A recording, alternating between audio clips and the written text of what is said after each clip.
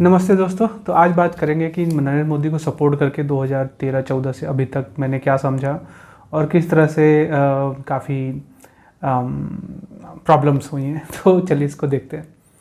तो हुआ क्या कि भाई 2013-14 में जब मनमोहन सिंह जी की सरकार थी और उस समय काफ़ी करप्शन वगैरह थे, तो हम उस समय मैं अपना मास्टर्स कर रहा था और एमएससी कर रहा था। बहुत सारे लोग मेरे एज के जो मिलेनियल्स थे उस टाइम पे बहुत ही तगड़े यूथ का जो उबार उनके अंदर था मेरे अंदर भी था।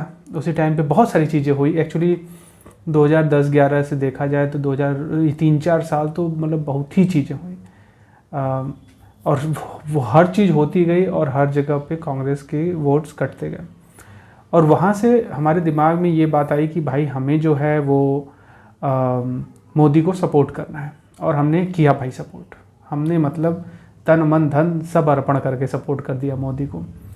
और as a general category person ये बहुत बड़ी गलती थी जो हमने उस समय पे की। यार ये बहुत ही सैड है जो कि हमारे साथ हुआ है और बहुत लोगों के साथ हो सकता है कि हो, और उसको रोकने के लिए हमें इस बारे में बात करनी पड़ेगी। तो ये मेरा एक्सपीरियंस है कि क्या मिस्टेक्स मैंने किए और किस तरह से मैं उनको अगर मुझे फिर से मौका मिले तो चाहूँगा कि मैं उनको ना रिपीट करूँ। तो सबसे पहला पॉइंट, कभी भी किसी राजनेता के लिए अपने मित्र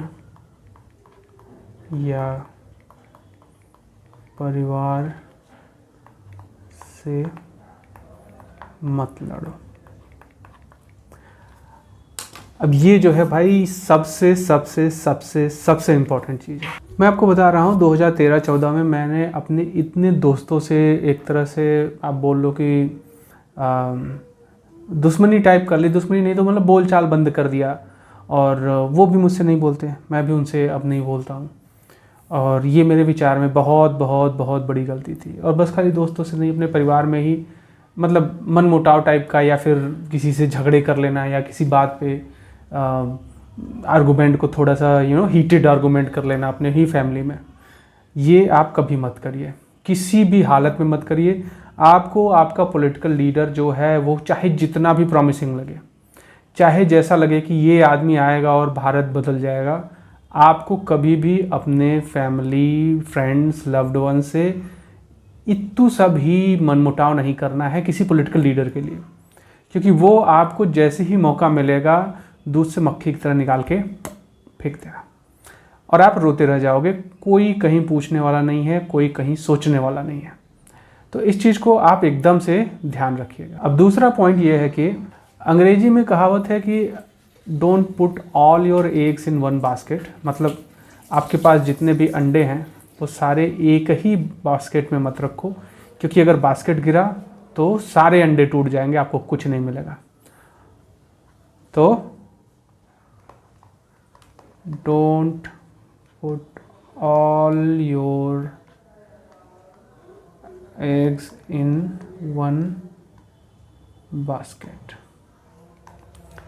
हमेशा अपने पास ऑप्शन छोड़िए, हमेशा आपके पास ऑप्शन होना चाहिए। और ये पॉलिटिक्स में भी बहुत ज़रूरी है, क्योंकि आज देखिए सिचुएशन ऐसी आ गई है कि लोग बोल रहे हैं भैया if not Modi who, Modi हम लोगों की ले रहा है दबा के, और हमसे ये बोला जा रहा है कि अरे तो मोदी नहीं तो कौन। और या फिर जो एक आईटी सेल के पार्ट हैं बोल रहे हैं कि भाई आपको एक करप्ट पॉलिटिशियन चाहिए कि एक करप्ट नेशनलिस्ट पॉलिटिशियन चाहिए।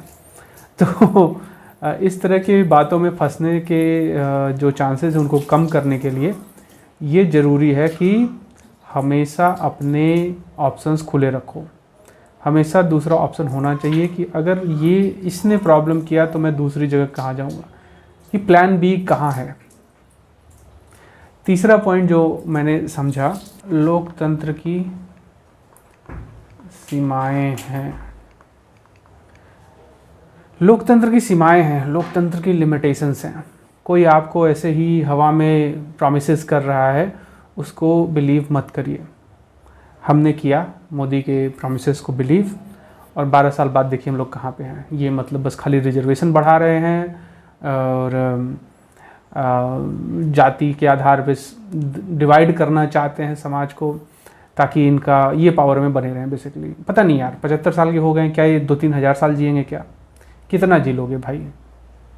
15-20-25 साल और जियोगे, उसमें से एक्टिव कितना रहोगे? मान लो बहुत अच्छे से रह गए तो यार 80-85, उसके ऊपर क्या एक्टिव रहोगे?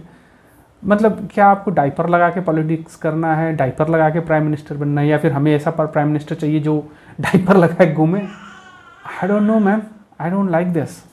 तो बेसिकली ये कहना है कि भाई अपनी आशाओं को, अपनी एक्सपेक्टेशंस को लिमिट में रखिए।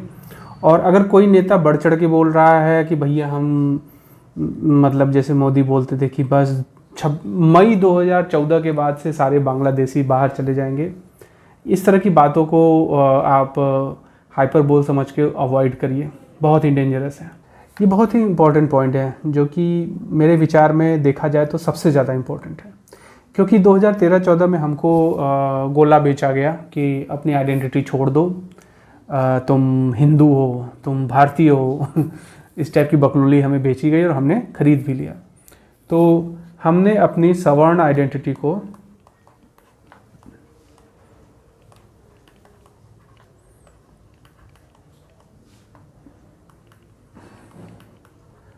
पब्लिक लाइफ में समाप्त कर दिया।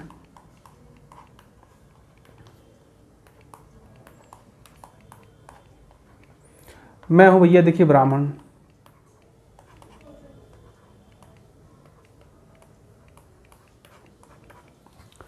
और मैं इन चक्करों में फंस गया कि हिंदुत्व, ठीक, और अपने ब्राह्मण आइडेंटिटी को मैंने बहुत आसानी से पब्लिक लाइफ में तो जाने ही दिया। पर्सनल लाइफ में भले था कि भाई शादी क्या करनी है, जो पर्सनल आपको लाइफ में डिसीजन लेने हैं उसमें भले वो आइडेंटिटी थी, लेकिन पब्लिक लाइफ में हमने उसको छोड़ दिया और हम हिंदू बन गए। और नॉट ओनली दिस, अगर कोई इस आइडेंटिटी पे काम करता था तो हम, मतलब मैं कितने लोगों को एकदम सिरे से खारिज कर देता था, सिरे से उनको क्रिटिसाइज कर देता था कि हमारी आइडेंटिटी है हिंदू। रियलिटी ये है कि आपकी आइडेंटिटी जो आपकी जाति है वो भी है, अगर आप हिंदू हैं तो वो भी आपकी आइडेंटिटी है, और अगर आप भारतीय हैं, जो कि इन आई एम श्योर कि बहुत सारे लोग जो ये देख रहे हैं भारतीय हैं, वो भी आपकी आइडेंटिटी है। तो ऐसा नहीं है कि पहले आप इंडियन हैं, फिर आप हिंदू हैं, और फिर आप अपनी जाति मान लो, जैसे मैं ब्राह्मण हूँ, ठीक है, तो मतलब जाति, ये बिल्कुल गलत तरीका है भैया। आप इंडियन भी हैं, आप हिंदू भी हैं, और आप ब्राह्मण या फिर जो भी आपकी जाति है वो भी हैं। ये तीनों आप सेम टाइम पे हैं, कोई किसी से कम नहीं है। इस चीज़ को ध्यान में रखना बहुत ज़रूरी है। ये बहुत बड़ा मिस्टेक मैंने अपने जीवन में किया कि मैंने अपने ब्राह्मण आइडेंटिटी को तो एकदम ही ख़त्म कर दिया, और हिंदू आइडेंटिटी को मैंने सेकेंडरी बना दिया, और भारतीय तो भाई हम थे ही। बैड मिस्टेक, और बहुत ही बड़ा बोलते हैं ना, भारी बलंडर हो गया। और पांचवा, last but not the least as this है, कि भैया अपना निजी फायदा को कभी अवहेलना ना करो।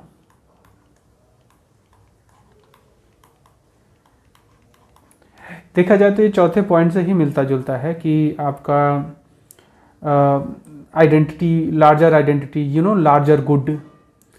तो आपका पर्सनल लाइफ में अगर कुछ फ़ायदे हो रहे हैं तो आप बस इसलिए उसको मत छोड़ो क्योंकि लार्जर आइडेंटिटी या फिर लार्जर गुड के लिए अच्छा है, ठीक।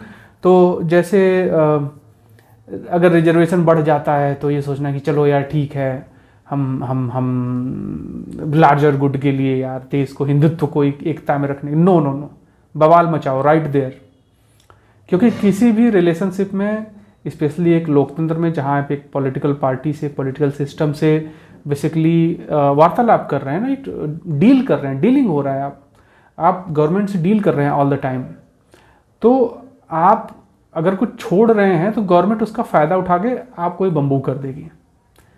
ऑलवेज बी क्लियर कि ये लाइंस हैं भैया जो हम कभी क्रॉस नहीं करेंगे, और जैसे ही वो लाइन कोई क्रॉस करे उसको पनिश करिए अपने वोट से। ऑब्वियसली ये मिस्टेक हमने किया, हमने बहुत ज़्यादा लीवे दे दिया मोदी को।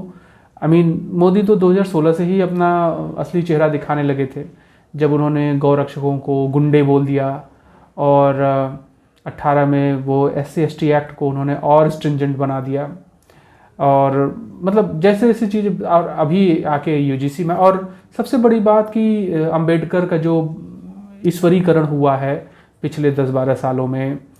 और मोदी जब भी बोलते हैं कि भाई ये सरकार दलित, शोषित, वंचित, पीड़ित की है, लेकिन वो कभी ये नहीं बोलते कि भैया ये सरकार सवर्णों की भी है।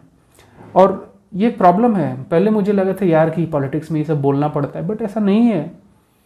ऐसा क्यों है कि आपको एक ही ग्रुप के लिए हमेशा बोलना पड़ रहा है, और दूसरा ग्रुप जो आपका लॉयल ग्रुप है, जो आपको हमेशा वोट कर रहा है, आप उसके लिए नहीं बोल रहे हो? क्योंकि this is how politics works. अगर मुझे पक्का पता चल गया कि भैया तुम मेरे श्योर शॉट वोटर हो, तो मैं कहूँगा तुम भाड़ में जाओ, अब मुझे दूसरे का वोट चाहिए जो मुझे नहीं दे रहा है। तो आप अपने वोट का प्राइस हमेशा रखिए उसके सामने कि तुमको फ्री में नहीं मिल रहा है ये। और इसीलिए अपने निजी फ़ायदा, अपने ग्रुप के निजी फ़ायदा, अपने समाज के निजी फ़ायदा को कभी भी लार्जर गुड के लिए मत छोड़ो। जिस सेकंड आपने ये छोड़ा, आप दलदल में फंस जाओगे, और पॉलिटिकल पार्टीज आपको हिंदुत्व करके बम्बू कर देंगी। तो ये मेरा छोटा सा वीडियो था जो मैंने पिछले 10-12 साल का एक्सपीरियंस मेरा, जो मुझे लगता है कि जो जेनजी है उनके काफ़ी काम आ सकता है। तो इस चीज़ को आप देखिए। अगर आपको कुछ और कमेंट में लगता है कि बोलना चाहिए तो अवश्य बताइए।